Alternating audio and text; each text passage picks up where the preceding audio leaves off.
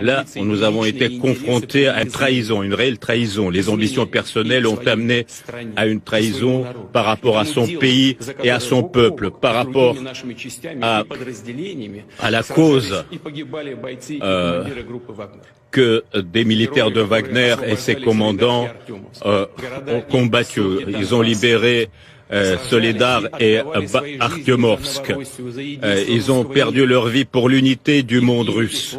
Leur nom et leur gloire a été trahi par ceux qui cherchent maintenant à organiser un coup d'État et qui veulent pousser le pays à s'entretuer et à la capitulation et à la défaite au bout du compte. N'importe quelle querelle intérieure, n'importe quel trouble intérieur est une menace mortelle pour notre peuple, pour notre pays. Et nos actions pour défendre notre pays de cette menace seront très sévères et très dures. Ceux qui ont consciemment choisi la voie de la trahison, du chantage, des méthodes terroristes vont être punis très rapidement. Ils seront responsables devant le peuple et devant la loi. Les forces armées et d'autres organisations ont eu un ordre spécial.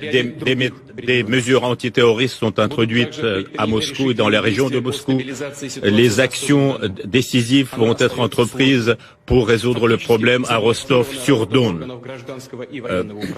La gestion militaire et civile est bloquée en ce moment dans cette région.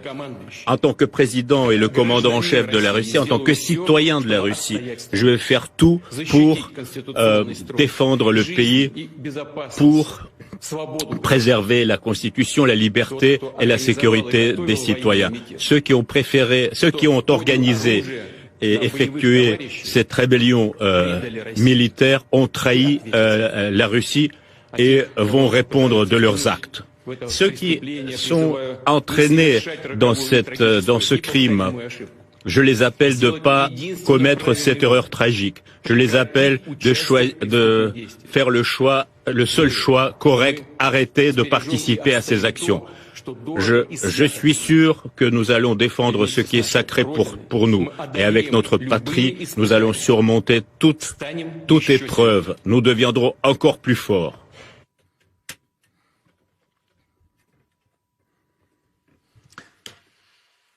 Voilà, Vladimir Poutine qui vient de s'exprimer à l'instant et qui a des mots extrêmement durs contre Evgeny Prigojine. Alors si vous nous rejoignez, on va quand même recontextualiser un petit peu ce qu'il s'est passé ces dernières heures parce que tout s'est accéléré. On sait qu'il y a un conflit depuis plusieurs mois entre Wagner, le groupe paramilitaire, et l'état-major russe.